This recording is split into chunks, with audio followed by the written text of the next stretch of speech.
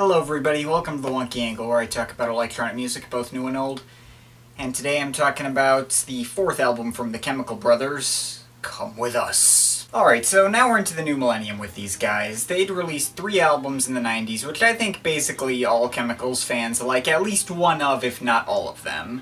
I mean, I only really love 2 of those 3, but I digress. Not every big 90s electronic band made it out of the 90s smoothly, as it seems once the 90s were over, interest in electronic music dissipated by a significant amount. Even my favorite band, Orbital, would be a prime example of this. While I love the Altogether, most people seem to agree that it's the point at which their career kinda went downhill. It's undeniably one of their least successful albums.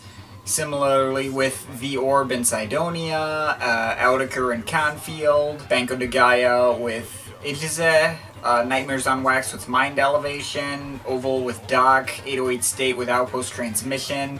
Plaid survived a little longer with Double Figure, but then Spokes happened. You get the idea. Not shitting on any of those albums or saying they deserved being less successful, but I'm not sure how many people would consider them, like the very best in any of those artists' catalogs, or, you know, universally classics or something like that. I think that's also true of Come With Us. I think fans at least agree that it was pretty good, but I rarely see people call it their favorite. I'm sure I'll be hearing from the people who think this album is the Chemicals' best work by far, but point is, I don't see those people a lot. As for me, well, it's not my favorite either, but, I do like it more than Exit Planet Dust. This album is actually kind of similar to EPD in that there's not a huge disparity between the tracks I like and don't like, but the average of how much I like these tracks I would say is overall higher than Exit Planet Dust. Another thing about this album that makes it stand out more from the other Chemicals albums is that it's the only one I straight could not decide on the least favorite track. There were 3 or 4 I could pretty consistently say were definitely not my least favorite at any point. It was never the title track, it was never Galaxy Bound, Star Guitar, or Denmark, but anytime I thought I decided on the least favorite, I gave it a good listen, and then I had second thoughts about my choice. So I ended up not picking one at all. I guess less people to piss off by that particular decision? I don't know. So let's go down track by track. First of all, this album probably has my favorite first track on any Chemicals album, and that includes Galvanize.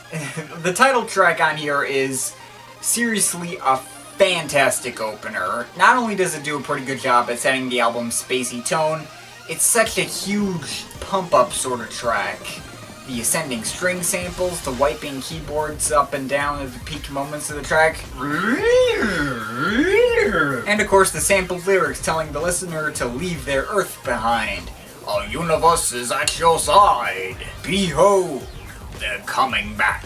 I don't know what it is about this track that puts it above all these other Chemicals opening tracks, but it's just such a ridiculously fun track to listen to, and the UFO theme isn't heard either. Just love the shit out of Come With Us, the song. None of the other tracks on here hit quite the same height as that one, but like I said, all the other tracks have something to enjoy. It began in Africa, besides the stuttering voice that says the title is not really one of the more memorable or catchy ones on here, but it does carry an undeniably great bass-heavy groove, complete with bongos for flavor, and I suppose to fit with the title. It's a lot like Under the Influence from Surrender, but more immersive, at least for me. And it transitions into Galaxy Bounce, which, while short and simplistic, has a great funky bass line that never gets old. And then Star Guitar, while not as strong in the groove department as the last 2, makes up for it in the atmosphere department. The shifting and modulating synth lines and indie rockish background vocals are really beautiful here. Won't you feel what I feel? Won't you take me away? But then there's Hoops. This track admittedly runs a bit long and has stretches that don't really seem to go anywhere besides getting your foot tapping as per usual. But there are some really catchy samples in this thing too. Here I go round again, things that I would never come down again. There's a fair bit going on here on this track. Maybe not super interesting the whole time, but interesting enough as a whole to still merit a thumbs up. My Elastic Eye is also really short, but it has one very catchy melodic sample that it utilizes well. Like a more upbeat and frantic take on one of those prepared piano pieces from Aphex Twin's Drux, alongside this buzzing bass line and another ascending vocal sample that helps build up things even more. But after this really tense track, we get a moment of respite on the album with the most kill track on here, The State We're In, featuring Beth Orton on vocals again. This track, for a long time, struck me as one of the weakest moments on here, but it wasn't until my mom suddenly heard the track on the radio at some point, and like she really liked it and ended up putting it on her iPod.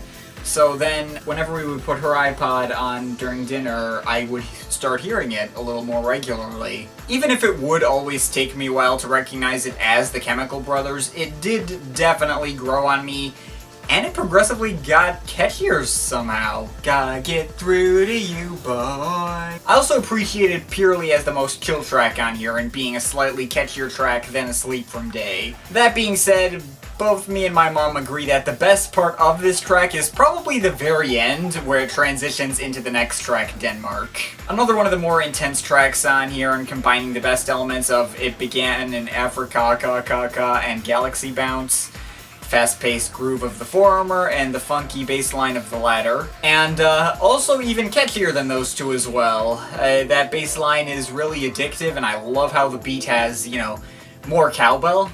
Like, literally, the cowbell sounds on this track are a really nice touch. And then Pioneer Skies is next. This is a track that I feel might have a cooler title than it maybe deserves. I mean, Pioneer Skies is a pretty cool sounding track, but I mean, the only thing about this track is that it's not very catchy, and it does take a while to really get going.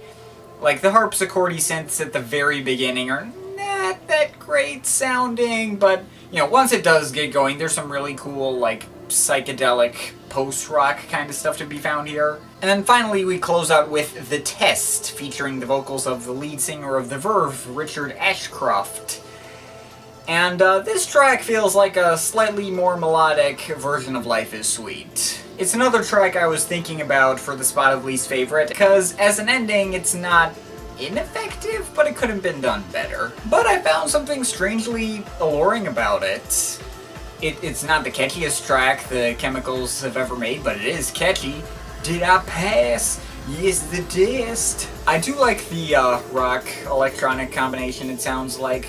I mean, granted, nothing new for them, but, you know, I still like it. As I said, it doesn't not work, but it just doesn't pop out like that within their catalog. If it were not the ending, it might even be less impactful, but, you know, I enjoyed it enough that as it is that it didn't feel right as a least favorite either. So I guess that's about it as far as individual tracks go. So overall, is this album the best thing the Chemicals have to offer? Probably not. By this point, they weren't really doing anything super new or game-changing. They had their style established, and they had their comfort zone. But I do think that this album does enough to set itself apart as its own thing. It has an overarching, you know, spacey vibe that carries over every track and is something to look forward to whenever I put this album on. There's no tracks in here that have, like, absolutely nothing to enjoy or are not notable. And there are particular standouts that hook me into coming back on this thing on a semi-regular basis, especially the first track. And that, in particular, is important, especially since that means it doesn't suffer from second track syndrome like Born in the Echoes does, in that, like, with Born in the Echoes, as some people may remember from my review of that eons ago, that's an album that I always, whenever I put it on, I start with track number 2 because I love it so much more than track 1. And as a result, sometimes I feel so deserted and never gets any attention. That's why this is such a good thing for Come With Us, because I come for the first track, and then I stay for the other 9. Come With Us is not the greatest thing ever, but it's really solid. There's nothing bad I can say about it, other than, you know, better things exist by these guys. It's kind of like Exit Planet Dust, but with more personal enjoyment for me. And that's basically everything. It's a very good, solid album. It's worth your time if you're a Chemicals fan or not. And I see myself coming back to it again after this, and yeah, I'm overall feeling a solid 8 out of 10. But of course, this is just my opinion. You can feel free to disagree with it, but I'd like to hear your thoughts, so leave the comments in the comment thing down there. But yeah, that's pretty much it. That's all for today. See you next time.